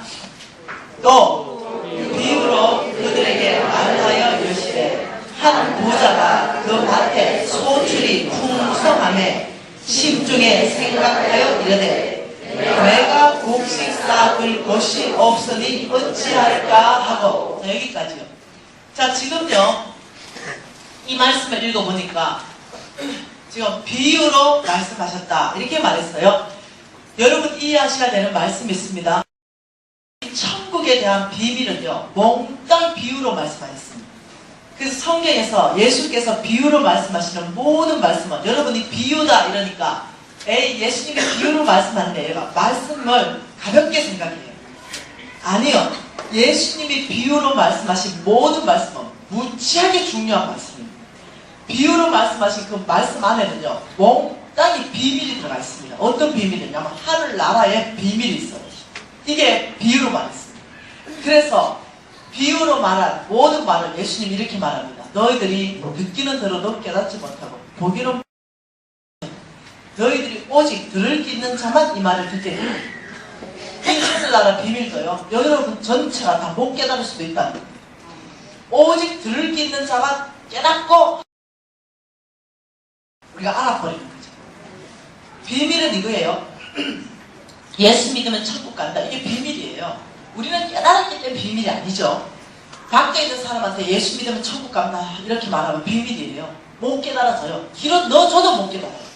뭐 예수 믿으면 천국 가노 이래요. 못 깨닫는다니까요. 이게 비밀이다. 지금 이 말도 비밀이라는 거예요. 네, 놀랍죠? 모든 게 하늘나라는 다 비밀로 쌓여있습니다. 지금 이 비밀은 뭐냐면 하늘나라가 어떻게 돌아가는가 그 비유를 우리한테 가르쳐주는 거예요. 한 부자가 있었다. 그 부자는 그 밭에 소출이 풍성했다. 여러분 농사꾼입니다. 농사 지을 때 씨 뿌리는 건 농사꾼이 뿌려요. 햇볕 주고 물 주고 소출을 내는 거는 하나님의 목입니다. 그래서 농사꾼이 있었어요. 그런데 그 밭에 소출이 풍성했어요. 누가 축복해서? 하나님이 축복해가지고 소출이 풍성했는데 얼마나 풍성했는데 이 부자가 심중에 마음으로 생각했어요. 어머, 곡식이 쌓아둘 곳이 없네. 여러분, 곡식이 쌓아둘 곳이 없다 말은요, 이 부자의 창고가 가득 차버렸다는 거예요. 가득 찼다는 거예요. 이 창고에 곡식을 꽉 채우고도 무지하게 넘치고 있다는 거예요. 쌓아둘 곳이 없다는 거예요. 창고는 원래 작잖아요. 수학보다. 우리가 수학이가 넉넉히 창고에 다 넣고 남잖아요. 그런데 하나님이 축복할 때는 이 창고를 꽉 채워버려가지고 쌓아둘 곳이 없을 때까지 채우는 게 하나님 축복이에요. 우리가 지금 성경을 계속 보고 있는 말씀이잖아요. 이렇게 축복하니까 이 부자가 속으로 생각할 때 와, 쌓아둘 곳이 없는데 어찌할까? 여러분, 자, 부자입니다, 지금. 하나님 축복하셨어요. 여러분 창고를 다 채웠단 말은요, 빚다가 팠다는 얘기예요. 내가 쓸 거는 하나도 부족함이 없다는 거예요. 내 모든 사업체에 빚 다 갚는다는 거예요. 내가 넉넉하게 예수 안 믿는 사람들 집 사는데 나는 왜 집 못 사나? 나도 집 샀다는 거예요. 난 차 좋은 차 샀다는 거예요. 내 모든 필요 가운데 응답 다 됐다는 거예요. 완전히 내 창고가 넘쳤다. 그러면 이게 어마어마하게 넘칠 이때 이 넘치는 것 가지고 고민했다는 거죠. 와, 이 넘치는 거 없잖아. 창고 모자라는데. 여러분 어떻게 하세요? 이 넘치는 거 어떻게 하실래요? 이게 지금 여러분한테 질문이에요. 이거 어떻게 하시겠어요? 아, 배웠잖아. 이틀 동안. 나눕니다. 우차긴 우체. 성비들 주면 되지. 배웠잖아. 그래서 이 사람들 누구? 잃어버린 영혼들을 전도하기 위해서 이런 일들을 하면 되지. 그래서 하나님의 계획은 성부와 성빈이 함께 연합해서 하나님과를 합창하는 거라니까. 고민할 건 뭐가 있노? 내 창고가 넘쳤는데. 그러면 넘치는 거 이거 주면 되지. 그러면 하나님 사역하면 되지. 간단한 거야. 근데 지금 이 부자가 고민을 했어요. 무지하게 고민한 거죠. 와, 이 넘치는 거 쌓아둘 곳이 없는데 어찌하고? 이렇게 생각하다가 18, 19절 결정했습니다. 자, 같이 읽을게요. 또 이르되 내가 이렇게 하리라. 결정했네. 이렇게 하리라. 내 곳간을 헐고 그 크게 짓고 내 모든 곡식과 물건을 거기에 쌓아두리라. 또 내가 내 영혼에게 이르되 영혼아 여러 쓸 물건을 많이 쌓아두었으니 평안히 쉬고 먹고 마시고 즐거워하자. 근데 주는 선택을 했어. 뭐 성빈 주노? 내가 다 먹어야 되지. 네. 그래서 성빈 못 줘. 이 지금 성부는 예, 창고 부셔버려라. 너무 적대 창고가. 예, 창고를 일단 크게 키우자. 이만하게. 예, 창고를 이만하게 크게 키워서 여기에다가 가득 물건을 다 챙겨놓고 이 큰 창고요. 내 혼자 잘 먹고 여러 동안 잘 살아야 되겠다. 이렇게 했대는 하나님이 얼마나 놀랬을까? 이 선택을 보면서. 하나님이 너무 놀래가지고 언니 이 아이 선택이 왜 이런 거? 이러면서 이 부자한테 한마디 합니다. 그게 20절 21절입니다. 하나님 말합니다. 하나님은 이러시되 어리석은 자야 오늘 밤 내 영혼을 걸어 찾으리니 그러면 내가 준비한 것이 누구의 것이 되겠느냐 하셨으니 자기를 위하여 재물을 쌓아두고 하나님께 대하여는 부용하지 못한 자가 이와 같으니라. 속부에 대한 정의가 21절에 나왔습니다. 자, 이 속부에 대한 정의 첫 번째가 뭐라고요? 하나님께 인색하고 자기에게는 부용하게 사는 사람. 이 사람은 속부다. 이렇게 말하는 거죠. 지금 이렇게 말합니다. 어리석은 자야 오늘 밤 네가 죽는다고 생각해봐라. 네 오늘 밤 내가 목숨이 하나님 손에 달렸으니까 너 죽이겠다. 그러면 이만큼 벌건 창고 안에 있는 모든 거 그거 누구 거 되냐? 질문했어요. 여러분 이 질문을요 지금 하나님이요 아브라함의 신 저와 여러분에게 하는 질문이에요. 여러분이 이제 창고가 넘쳤어요. 왜냐면 축복할 때가 분명히 넘치게 돼 있어요. 이게 넘쳤어요. 넘치기 전이야 뭐라도 할 것 같이 막상 넘치면 큰 창고 짓는 데니까. 그래가 막상 넘치니까 10억짜리 아파트를 하나 샀어요. 그럼 막상 넘치니까 아파트 10억짜리 또 사. 또 넘치니까 아파트 10억짜리 또 사. 그 10억짜리 아파트 한 5채 샀어. 하나님이 와, 얘 골 때린다. 그럼 질문하는 거야. 야, 너 지금 너에게는 굉장히 부유하고 하나님께 굉장히 인색한 걸 선택하는데 너 만약 죽는다면 오늘 밤에 이 아파트 5채 이거 누구 거겠냐? 이 질문하는 거랑 똑같아요. 대답을 해보세요. 자매님, 오늘 주거 아파트 5채 샀는데 누구 거 돼요? 살 사람. 누구 거? 살 사람. 산 사람은 네가 샀어요. 살 사람. 살아있는 사람, 옳지. 남아있는 사람, 자식 거, 그리고 신랑 거. 그죠? 여러분도 대충 그래 생각하잖아요. 그래 되면 좀 좋겠어. 내가 죽더라도 이 아파트 5채 우리 자식한테 가면 나 지금도 죽어주겠다. 네, 그래 되면 이 질문을 했겠어. 하나님이 주신 재물은요, 자식과 안 돼. 이런 속부의 재물은 자식께 안 돼. 뭔가 이해되죠? 자식과 되면 이 질문을 했겠어요. 네. 누구 거 되냐? 요렇게 되면 하나님께서는요, 이렇게 말합니다. 한번 봐보십시다. 여러분, 오늘 강의 잘 들어야 재산이 보장이 되겠지? 네. 욥기 말씀이에요. 욥기 말씀. 욥기 27장 말씀이에요. 여러분 심장으로 정말로 새기십시오. 욥기 27장 13절 한 절 말씀 읽어볼게요. 악인이 하나님께 얻은 분기, 포악자가 전능자에게 받은 산업은 이것이다. 여러분, 돈에 관련된 모든 구절에서 하나님이 포악자나 악인이다 말할 때는요, 몽땅 속부로 바꿔도 전혀 손색이 없습니다. 몽땅 그렇게 바꿔도요. 속부가 하나님께 얻은 분깃, 속부가 전능자에게 받은 산업은 이것이다. 마지막 결과를 얘기합니다. 이것이 너의 결과다. 네 속부로 산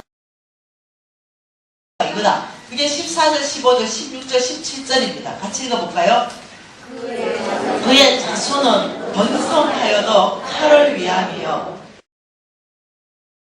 물론 배부르지 못할 것이며 그 남은 자들은 죽음의 병이 들 때 고치리니 그들의 가부들이 울지 못할 것이며 그가 비록 은을 티끌같이 쌓고 의복을 진흙같이 준비할지라도 그가 준비한 것을 어인이 입을 것이요 그의 은은 죄 없는 자가 차지할 것이다.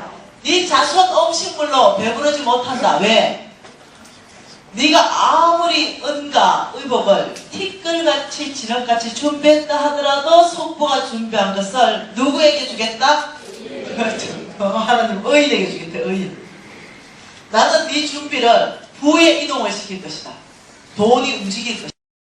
네가 이런 속부로 재물을 취한다면 너의 그 재물을 취해가지고 의인에게 부를 이동시켜서 내가 줄 것이다. 우리 의인 되면 되잖아. 의인은 오직 믿음으로 말미암아 살리라. 그리고 시편 37편의 의인의 정의는 의인은 은혜를 베풀 줄 알고 나누어주는 사람이 의인이다. 이렇게 했어요. 자, 이 말씀을 여러분 더 이해를 하려면 미가서 말씀으로 보십시다. 요나서 다음에 미가서 6장입니다.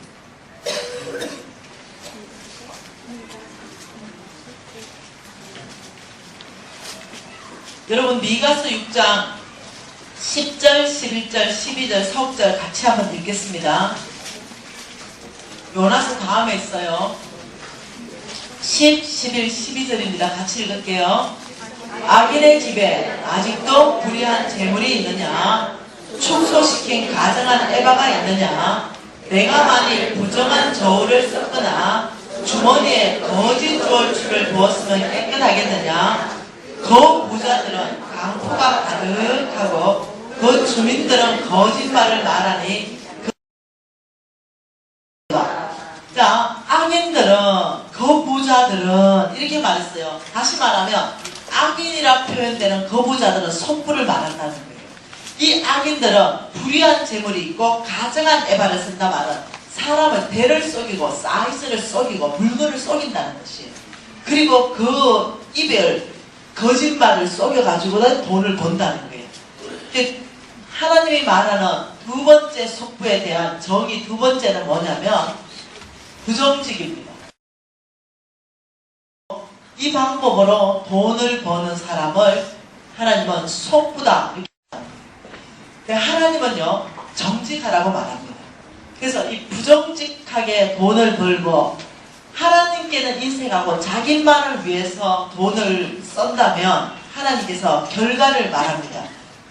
그 결과가 13, 14, 15절이 그 속부의 삶의 결과이다. 이렇게 말하는 거죠. 읽어볼게요.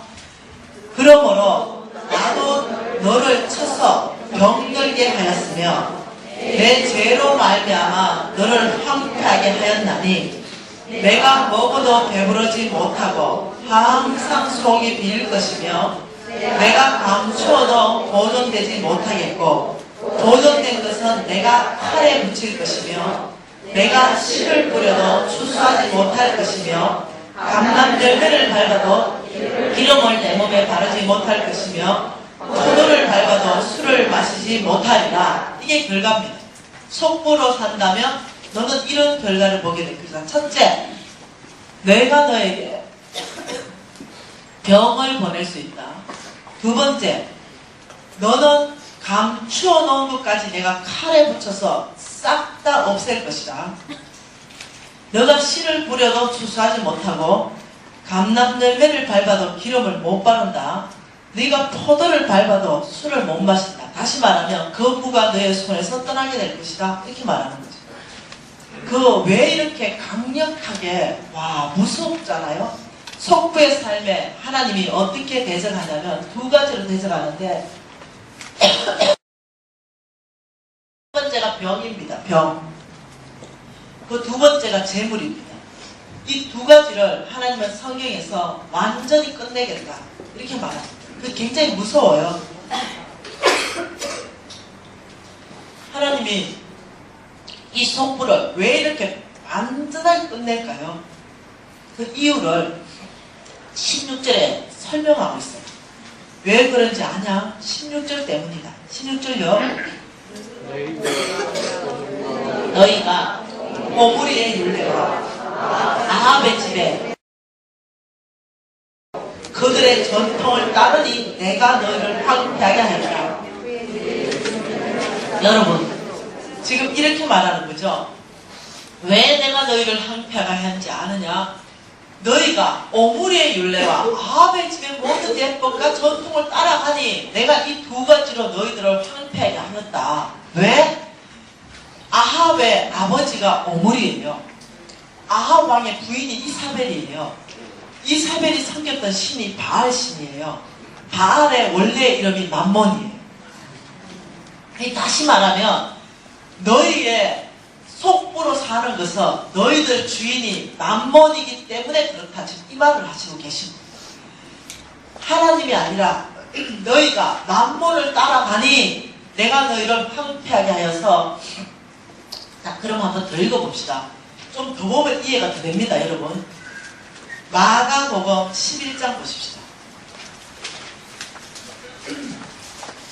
마가복음 10장 보십시다. 10장. 여러분이 훨씬 이해를 할 수 있습니다. 자, 마가복음 10장. 자, 재물 많은 청년 이야기 아시죠? 그 이야기 한번 보십시다. 같이 17절 읽어볼게요. 예수께서 길에 나가실새 한 사람이 달려와서 꿇어앉아 묻자오되 선한 선생님이여 내가 무엇을 하여야 영생을 얻으리까? 자, 저와 여러분의 관심은 뭐예요? 영생입니다. 영생은 다른 말로 뭐예요? 천국입니다. 그러니까 이 부자 청년도 관심이 천국이었어요. 영원히 죽지 않는 영생. 우리 예수님한테 와서 예수님 어찌하면 영생을 얻을 수 있습니까? 이렇게 말했어요. 우리 예수님이 대답하시는 대답이 뭐냐면 살인하지 마라, 간음하지 마라, 도둑질하지 마라, 거짓 정언하지 마라, 속여 빼앗지 마라, 내 부모를 공경하라. 이렇게 말했어요. 이게 대답일까요? 영생에 대한 대답일까요? 아니죠. 이게 영생. 이거 해야 영생 간다면 우리는 이미 벌써 아마 거의 대부분 탈락이야. 대부분. 네, 부모 공경 잘 못하잖아. 여기서부터 걸리잖아. 네. 이게 대답이 아니야. 우리 예수님이 늘 우리 예수님 젠틀하세요. 이 청년이 왔는데 그 청년을 보니까 정말로 영생을 갈망하는 거야. 이 청년을 격려하고 위로해 주려고 그래. 그래서 이거 하지 마라 좀 얘기하니까 이 청년이 제일 잘한 걸 얘기해 줬어요. 그러니까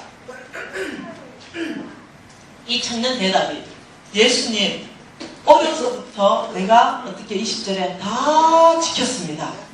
이 청년은 탁월한 청년이에요. 저와 여러분보다 100배 낫다. 어려서부터 이걸 다 지켰대. 굉장히 거룩한 삶을 살려고 무척 노력했던 청년. 이 청년에게 우리 예수님이 이미 알고 있었죠. 그리고 진짜 영생에 대한 답을 줍니다. 우리 예수님이 21절에 예수께서 그를 보시고 사랑하사, 정말 사랑하는 마음이 생겼어요. 그리고 말씀하시길, 너 있는 것을 팔아서 가난한 자들한테 주라. 와, 영생을 질문했는데 우리 예수님의 답이 재물로 답했다는 거예요. 재물. 너 있는 것들을 팔아라, 가난한 자한테 주라. 분명히 어찌하면 영생을 얻습니까? 천국을 가는데 돈하고 뭔 관계가 있습니까? 너희가 있는 걸 팔아서 가난한 자를 섬겨라. 그러면 천국 간다. 여러분, 그뭐 가난한 자 섬기지 않으면 천국 못 갑니까? 지금 우리 예수님 그 얘기 아니에요. 그러면 나가 가난한 자를 안 섬기면 천국 못 간다, 이 뜻이 아니에요. 그러면 내가 가난한 자를 섬기면 천국 간다, 지금 이 뜻이 아니에요. 지금 가지고 대답을 했냐면, 이 청년을 바라보니까 그 청년 안에 두 주인이 있는 거예요. 깊이. 한 분은 진짜 예수님이에요. 하나님이 주인이에요. 근데 우리 예수님이 딱 보니까 그 심장에 누가 있냐고, 만몬이 있는 거예요. 진짜 주인이요. 이 두 주인이 공존하는 거예요. 한 사람이 두 주인을 못 섬긴다 했잖아요. 이 주인이 두 주인이에요. 그래서 우리 예수님이 그 주인을 불러낸 거예요.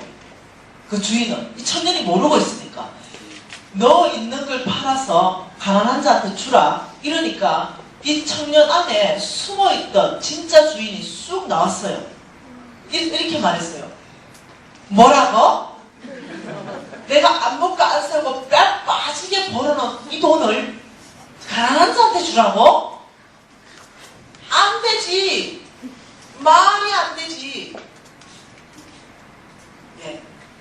그래서 이 청년이 깜짝 놀라죠. 왜? 진짜 주인 예수님은 팔아서 가난한 자한테 주라.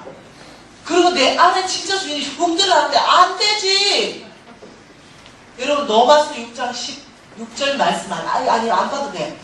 로마서 6장 16절에 이렇게 말합니다. 하나님 말씀이, 너희가 누구의 말에 순종을 받으면 그 순종 받는 자의 종이 되는지 알지 못하느냐. 자, 태초에 하와가 두 주인이 왔어요. 하나님께서 선악과 나무 따먹지 마라. 그런데 사탄이 따먹어라. 그래서 어떻게 따먹었어요. 따먹는 순간 하나님이 너는 죄의 종이다 했어요. 너는 사단의 종이 되었다. 이렇게 말했어요. 네, 우리가 누구의 말에 순종하면 그 순종하는 사람의 종이 된다는 거예요. 내 주인이 누군가, 내 주인의 말을 듣게 돼 있다는 거죠. 내 주인의 말을. 여러분이 만일 예를 들어서 우리 담임 목사님께서 광고를 했어요. 예를 들면, 여러분 지금은 이제 10분간 쉬겠습니다. 10분 후에 반드시 돌아오십시오. 이렇게 광고를 했어요. 그런데 제가 마이크를 주십시오. 그래서 아니요, 10분이 아닙니다. 20분 후에 가기 시작할 겁니다. 그랬습니다. 그러면 10분 내에 돌아오던 사람들은 담임 목사님한테 건의를 준 거예요. 20분 만에 한테 건의를 준 거예요. 무슨 말 이해돼요? 그러니까 여러분이 누구의 말에 순종하면 그 순종하는 자의 종이 되는지 알지 못하느냐, 이 말씀은 무서운 말씀이에요. 근데 이 부자 청년에게 진짜 주인 만몬이 드러나서 이렇게 말했어요. 안 돼! 저 예수의 말을 듣지 마. 절대로 너 있는 것을 팔아서 가난한 사람한테 줄 수 없어. 이건 너의 것이야. 이건 네 것이지. 네 것을 왜 가난한 자한테 줘야 되니? 부자 청년이 고민을 무지하게 합니다. 왜? 내가 몰랐던 내 진짜 주인이 드러났거든요. 하나님은, 우리 예수님은 그날 그 청년의 진짜 주인을 드러냈어요. 그리고 이 청년은요, 만몬을 따라갔습니다. 여러분 다 아시잖아요. 만몬 따라갔어요. 따라갔습니다. 그러니 우리 예수님께서요, 그 모습을 보더니 한 말씀 하십니다. 23절입니다. 제자들에게 이르시되 재물 있는 자는 부자는 하늘나라 들어가기가 심히 어렵다. 얼마큼 어렵습니까? 25절만큼. 낙타가 바늘기로 나가는 것이 부자가 하늘나라 들어가는 것보다 쉽다. 여러분 간단히 얘기하지 마세요. 낙타가 어째 바늘기로 나가노? 네, 갈 수 있는 가능성은 딱 하나입니다. 회개하고 돌이키는 길밖에 없어요. 실질적으로 못 간다는 거죠. 이때 이 부자가, 이 말은요, 성부를 말하는 겁니다. 성부를 얘기하는 게 아니에요. 돈 많은 사람을 얘기하는 게 아니에요. 이런 성부, 부정직한 돈을 버는 사람, 자기에게만 부여하고 하나님께 인색한 이 사람을 말하는 거예요. 이 부자 친구처럼 내 주인이 하나님이 아니라 내 주인이 돈인, 내 주인이 만몬인, 이거 얘기하는 거죠. 여러분 이 말씀이 얼마나 심각한지 한 번 더 봐보십시다.